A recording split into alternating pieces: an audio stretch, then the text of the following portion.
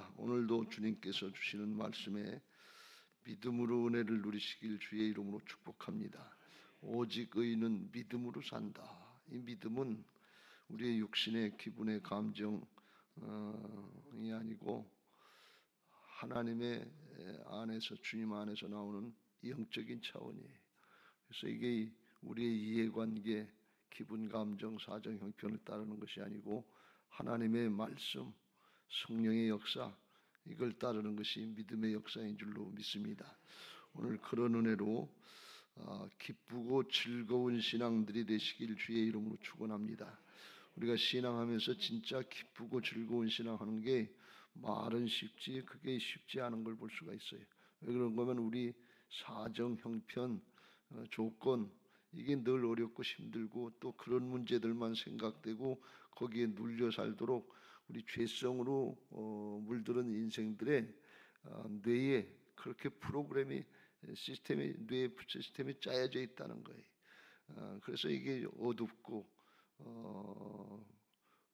어렵고 힘들고 그런 것들 위험하고 그런 염려, 근심, 걱정 이런 것들이 가득 차 있어서 기쁘고 즐거운 일을 만나도 그걸 저기 하는 게 아니라 이게 얼마나 갈까? 또 이게 더 어려워지면 어떡하나? 위험한 일 없나? 이거부터 걱정하게 되는 게 죄성이라는 거예요. 원래 하나님이 만들어 주신 하나님의 형상의 영성에서는 하나님이 함께 하시는 역사가 믿어져서 평안하고 기쁘고 즐겁고 감사하고 온유하고 겸손하고 이 밝은 모습으로 되어져 그렇게 만들어놨는데 죄악의 세력이 들어오고 나서는 도적질하고 죽이고 멸망시키는 이게 눌려 있어서 그냥 그렇게 사는 게 인생의 정상인 줄 알고 사는데 이게 벗겨지시길 주의 이름으로 축원합니다.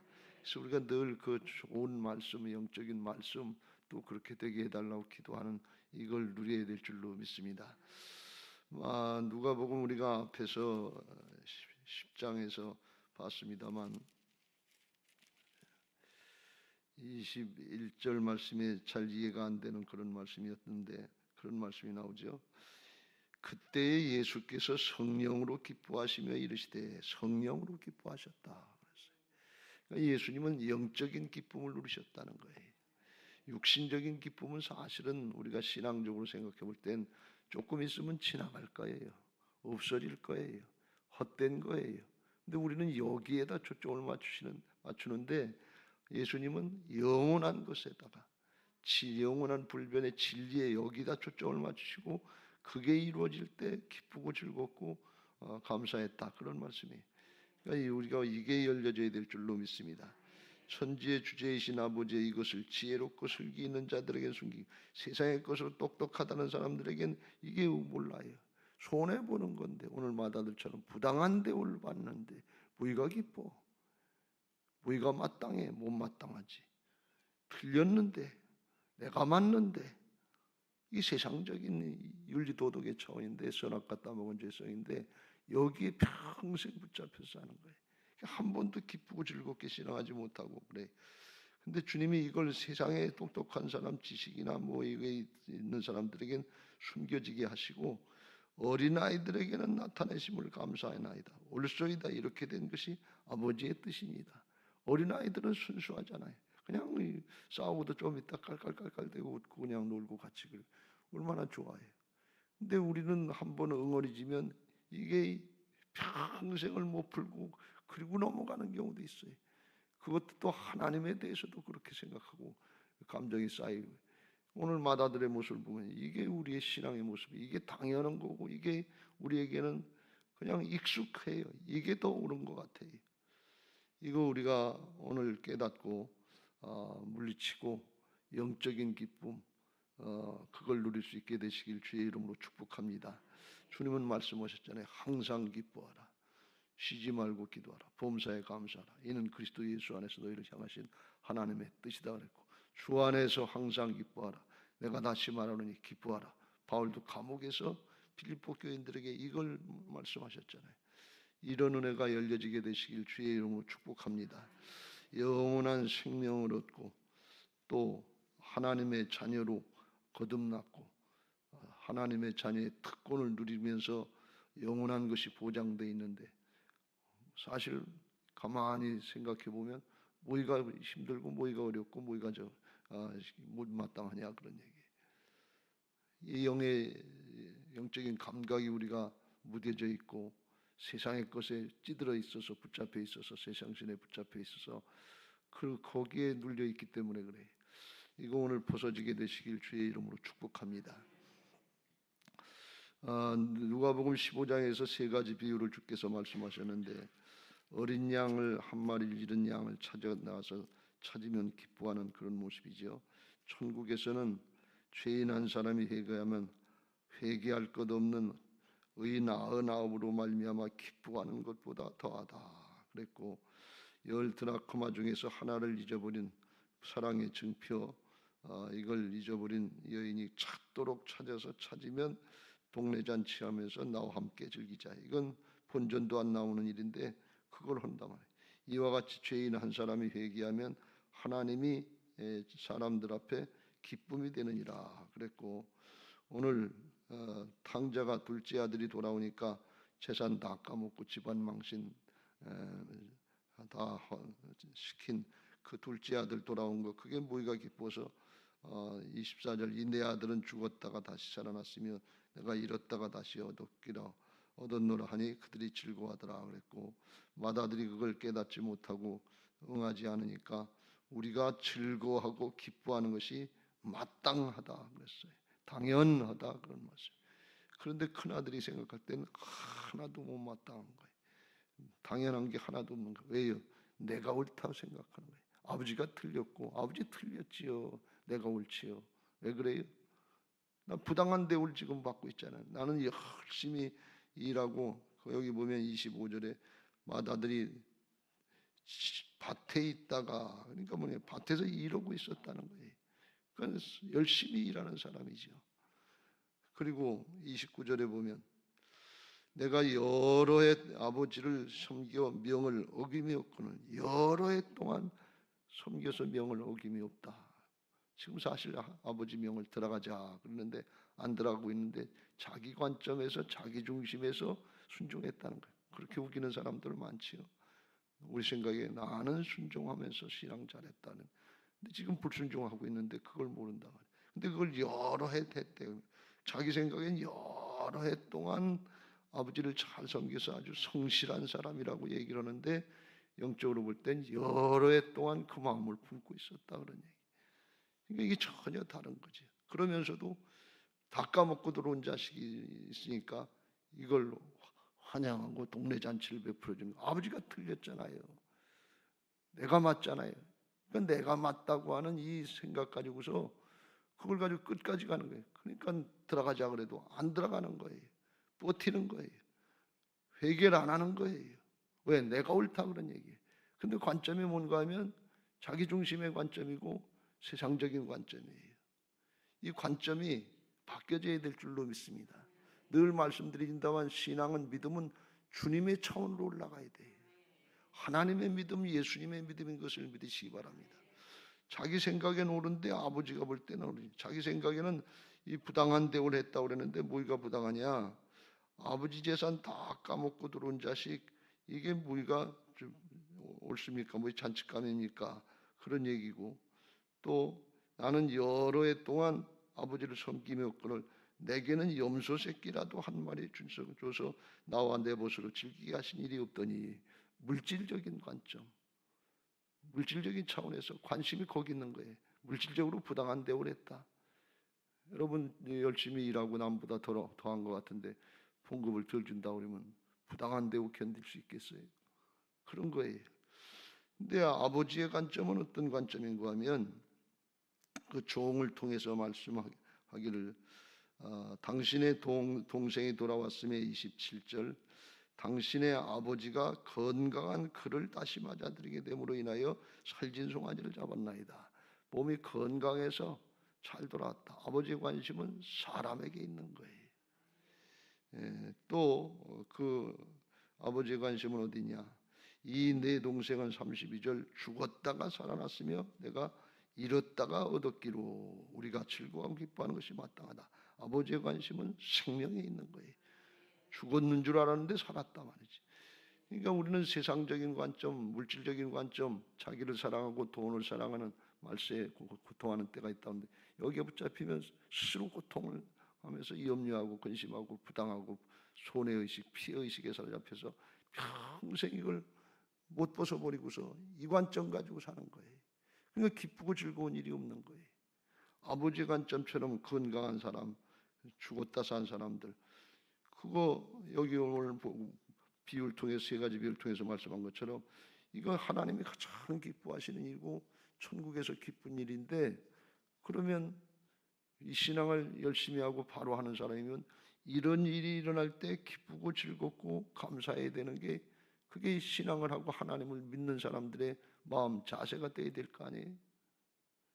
바리새인들, 여기 앞에 15장 1절 2절에 나온 바리새인들 열심히 신앙하고 정말 하나님을 잘 섬긴다고, 하나님의 법을 잘 섬긴다고 하는 사람들이 예수님이 죄인을 영접하고 음식을 같이 먹고 그들을 구원하려고 하시는 보니까 수근수근거리면서 비판하고 조롱한단 말이죠. 생각이 전혀 다른 거예요. 바리새인들 회개하는 거 여기 성경에 가끔 나오긴 합니다만 보편적으로는 자기들이 옳다고 끝까지 생각하고 돌아오지 않았단 말이지.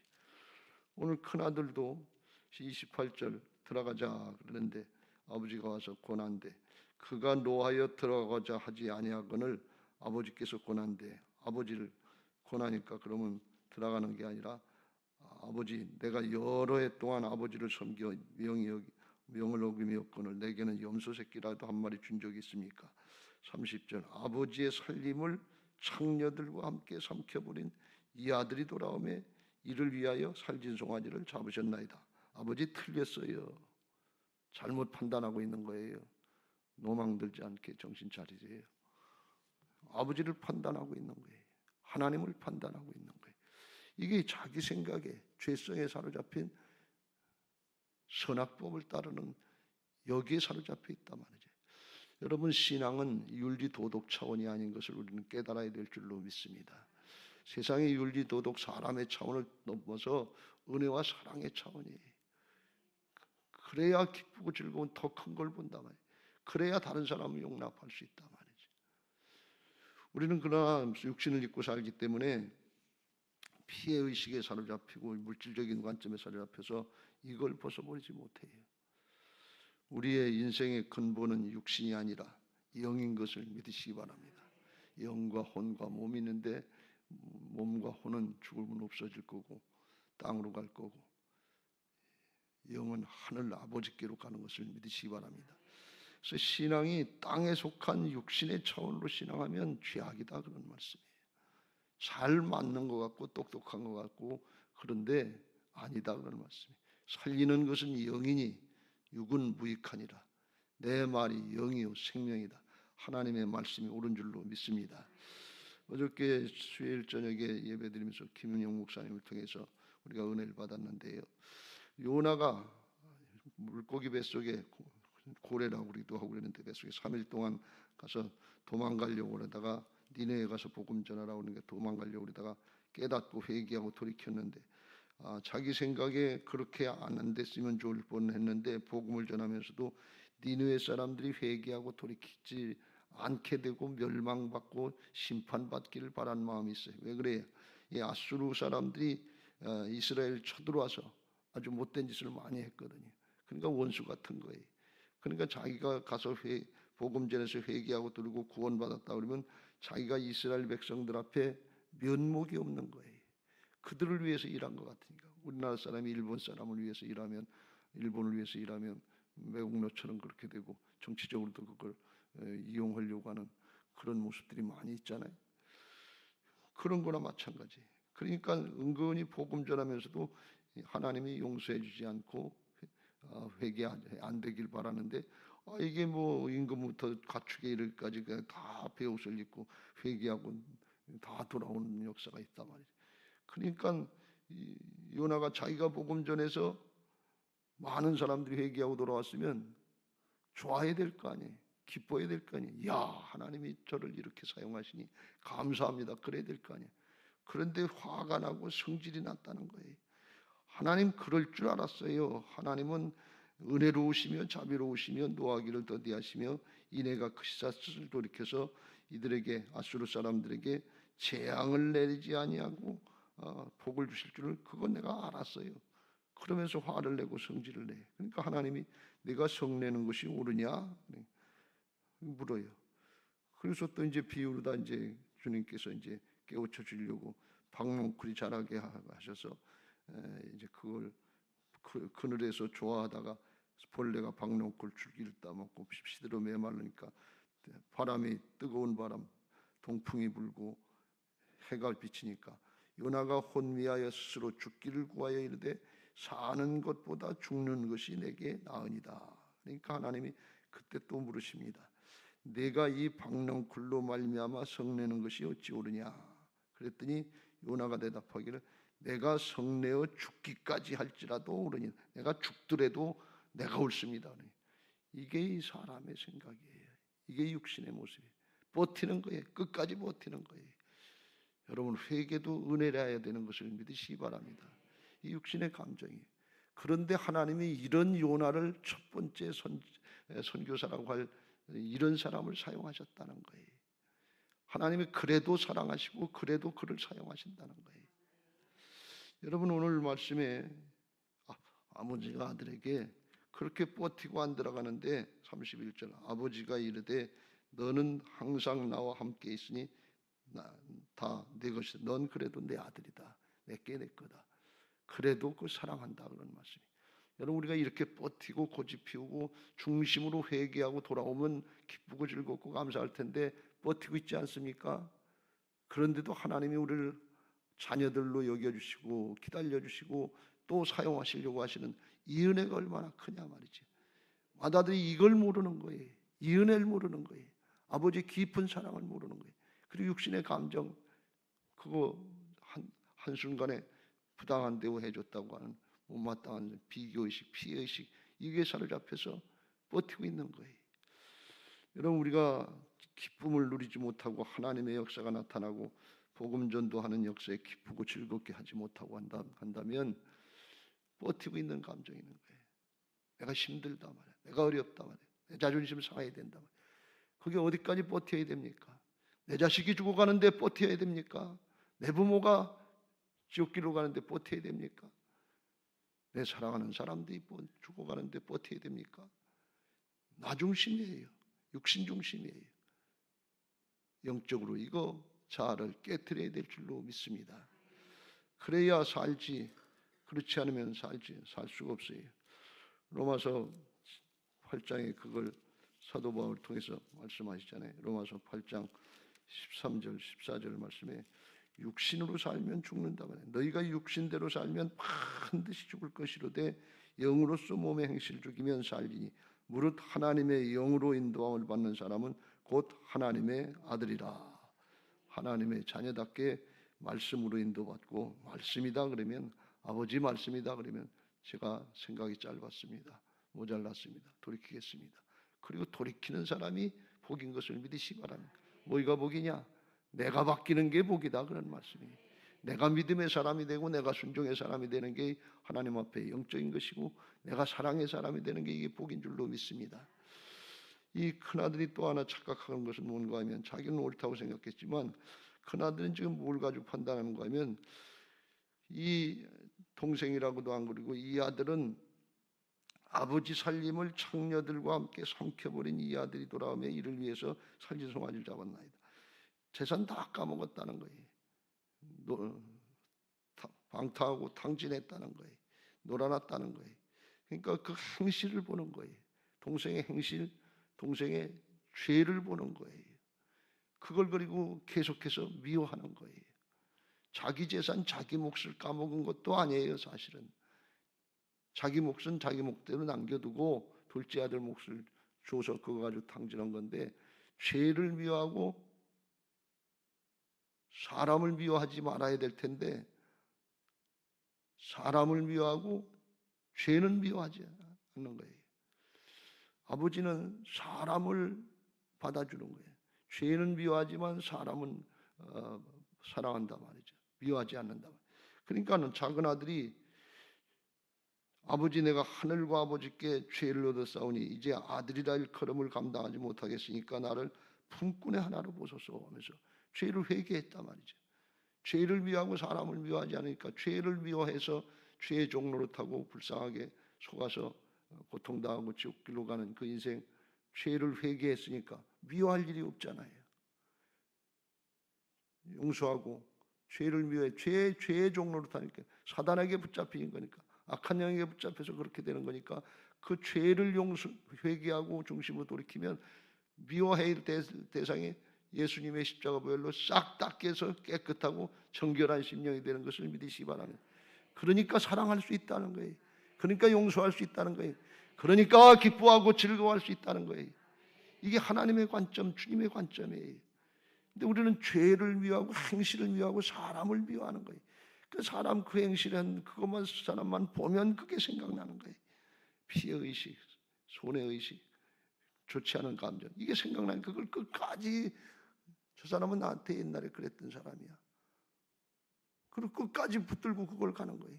붙들고 가면 뭐가 어떻게 되는 게, 내가 종로로 타는 거죠. 죄의 종로로 타요. 늘 기분이 언짢아요. 늘 깔아앉았어요.